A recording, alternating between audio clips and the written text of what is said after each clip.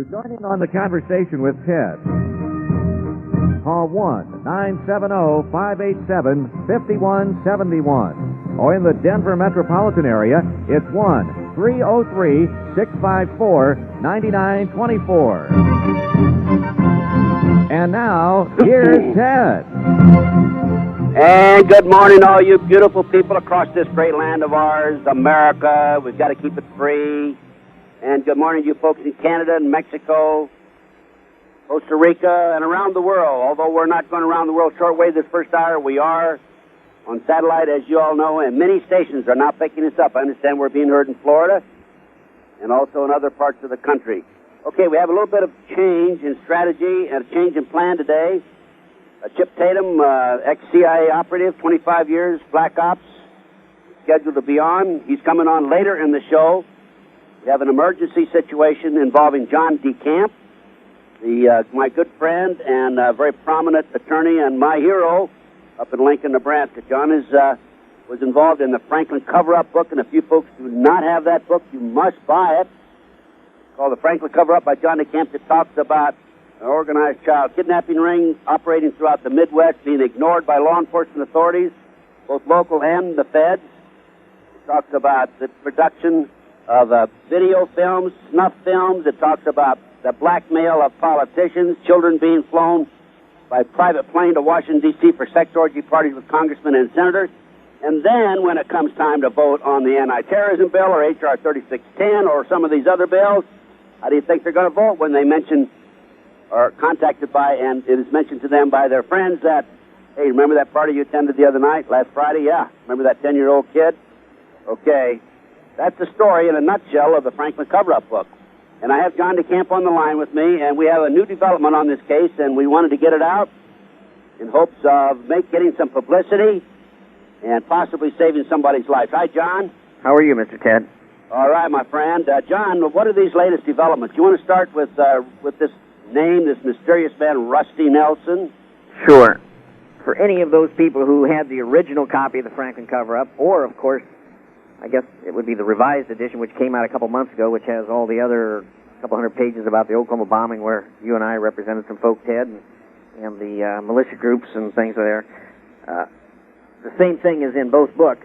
A man named Rusty Nelson, in the original Franklin cover-up, one after another of these young people, children, whatever, who tried to provide or did provide information to law enforcement and prosecutors. One name regularly came up by all the children. That was a man named Rusty Nelson. In fact, a very young man. They identified him as a photographer who was always present at these parties and always taking pictures, and who was working for the central character of the book, a man named Larry King. You may remember Larry King, some of you. Not the Larry King on TV, but a black man named Larry King, who, by the way, opened both the Republican national conventions in 1984, 1988. If you may remember seeing him standing on the podium singing the Star-Spangled Banner. He, by the way, I just found out here 2 days ago, also had all the concession rights for the Republican National Convention of 1988 in New Orleans. Did you know that? Concessions? Yes. Pardon? He had all the concessions? Yeah, all the concessions. You remember in Dallas, he sponsored the biggest party ever provided at a convention, and it was fabulous, as you well know, and at South Fork Ranch, and in 1988. I don't know, John. I wasn't there. You were there. Oh, that's right. I forgot about that. I was okay. How could this man making $17,000 a year salary do all this? Anyway, right? Larry King. Just to quickly get through this, because I don't have a lot of time, and I don't want to. Larry King was the person that had this photographer working for him full time, literally everywhere Larry went on these parties held at the big mansion in Washington. Anyway, Rusty Nelson was the kid or the person uniformly that the people brought up, or the children brought up. Now, later, as part of the investigation, the police chief of Omaha, I'm going to read here, it'll take about 1 minute, the official report that the police chief of Omaha gave. It's Robert Wadman, as to his intense investigation by the police department and all these claims, okay? This is under oath before the Senate committee. This is what the police chief of Omaha at the time. State Senate, John. Yeah. The state developed, ran an investigation on it, so it'll be the State Senate committee. Okay, so here's what he testified. Here's the attorney for the committee questioning him. He says, let me ask the very same broad question about Mr. King and the relationship to child pornography or pornography of any kind. Here's the police chief, Mr. Wadman. Quote, we had a situation where we were advised that there was a possibility of child pornography involving, no, it came in as child pornography case. What happened is that there was a photographer who was taking photographs of young women, and in the course of that set of circumstances, a mother with her daughter called and filed a complaint with the police department, and the complaint involved a situation where her daughter was approached by the photographer to be photographed, and the photographer extended an invitation to this young woman's mother to come with her. They went to the studio, photographs were taken, and in the course of that, the mother became concerned over the photographs and some of the photographs that she observed at the photo studio, and then filed a complaint of concern that this was a possible pornographic situation. We investigated it, found the photographer to be, legitimately involved in the photography business, legitimately involved in conducting the photographs, and getting signed releases, and having a photography studio, and so on. The only involvement is that this individual had subleased his studio or apartment from Larry King, and that was the extent of our investigation into pornography-related activities involving Mr. King in any direct way. Okay, this is the photographer, Rusty Nelson. When it came later in the Franklin thing, they had actual trial, the trial of Alicia Owen, lasting some 30 days, and then additional testimony before the committee. In fact, it developed that the official word in the Franklin matter was that this Rusty Nelson didn't even exist, that he was a figment or a fabrication, a hoax that the children had all created. That they'd never seen him, never even heard him, that they just grabbed the name of a photographer out of a phone book, this type of thing. Well, about 6 months, and he disappeared. Nobody could ever find him, as Franklin broke, and as the FBI allegedly was trying to find him, and as the committee was trying to find him. Nobody could find him, and officially the word was, if he existed at all, he never existed with respect to Franklin. It's all a hoax. Time for a quick break, John. We'll be right back, folks. Ted Gunderson, Intelligence Report. No question about it.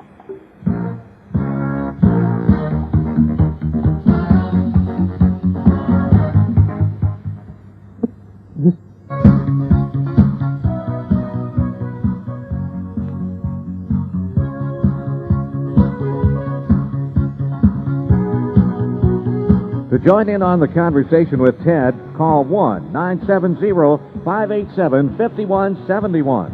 Oh, in the Denver metropolitan area, 1-303-654-9924. And now, back to Ted. And we're back. My guest is John DeCamp, a good friend, been a friend, and we've worked together since the late 1980s. John is explaining about this fellow, Rusty Nelson. Rusty Nelson was the photographer of many of these incidents that took place in the Franklin cover-up, and the bottom line is people were saying, well, it's a figment of the children's imagination. There is no Rusty Nelson. He actually disappeared. Nobody was able to locate him. That is, nobody in John DeCamp's camp.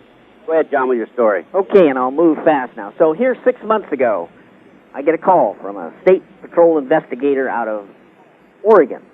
He said they had arrested a man out there, and in his possession, they found something called the Franklin cover-up book. And they started looking through it, and he had certain things underlined in there, and they noticed the name of the individual they arrested corresponded with the person named in the book, Rusty Nelson.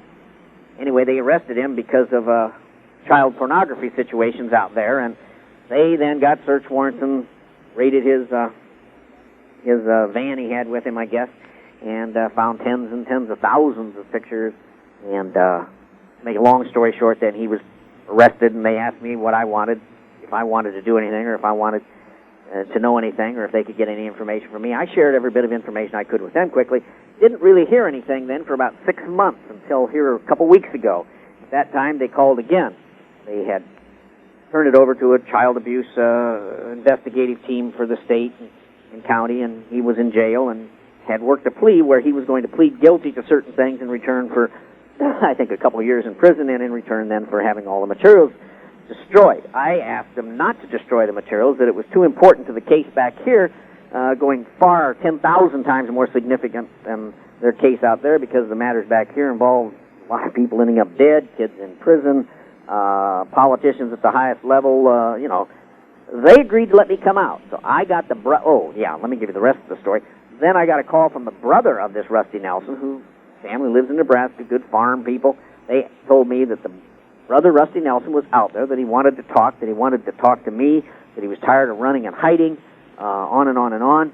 that he was scared for his life. So I went out there, met with the prosecutor, met with the detectives, and they agreed to let me look at the material. Very quickly I went in and looked at the material.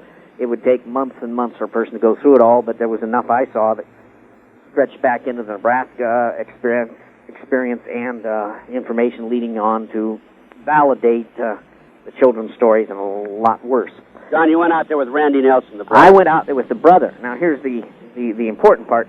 Since then, I've had other officials contact the DA out there. I think he's probably willing now, because of the significance of this, to grant total immunity there, and maybe in return for Rusty providing all the information and a lot of this and a lot of other things. The problem with that is the new danger to everybody involved. The first morning we were there, we got there late at night. The next morning, Randy, the brother of Rusty, saw somebody come out of his hotel room. Fairly expensive Mariotto Hotel out there where they have those special keys that supposedly are designed to protect you completely. Somebody coming out of there, going down the hall. He thought it was just a maid. He goes in there and he finds a note which he didn't understand at all. And he showed it to me, and I didn't understand it. He called hotel security. They said, oh, gosh, nobody could get in that room. It just couldn't happen because of the high security. To make a long story short, again, the note then was forwarded to a man named Ted Gunderson, who forwarded it to, I guess, some specialists you have, and maybe you can take the story from there. Okay, John, the note is cryptic, of course, and up in the left-hand corner it spells Fort, F-O-R-T, and underneath that is 3 with a colon and a 5-8, and under that is 5-3-4 with semicircles under the 5 and the 3. Under that is 3 with the colon 5-8, and to the right is a big M, and it looks like the old M that's used on the University of Michigan baseball cap. Under that is a big capital R, and then there's a dash, and it's M-O-R-N, and under that is the drawing of, it's hard to say what it is. One looks like a hand grenade, the other one looks like a lot of grapes on a grapevine, and then to the right there's number 80, and then under the hand grenade, what looks like a hand grenade, are some leaves, and under that is T-O. Absolutely no one in his right mind could figure out what this means or what it says. I sent it off to one of my sources, and I received word back that this is a high death threat by fire, and if Randy, the brother, is not taken out, meaning whacked or killed or whatever you want to say, on the 3rd of May, he will be killed on the 8th of May. And furthermore, in communicating with Randy, he said that he talked to his brother Rusty in jail, and Rusty on one occasion told him that about a year ago someone was shooting at him with a rifle when he was in Oregon, apparently. And when he got back in his van, there was a note under the wiper of the blade, and it was a similar type note, but not entirely exactly like this first note. So anyway, the reason John's on the show today is we want to get the word out that we have this information. I have this the interpretation of this cryptic note from one of my sources, and we'll be right back, folks. Time for a quick break. Ted Gunderson Intelligence Report. We'll finish up the story by the bottom of the hour.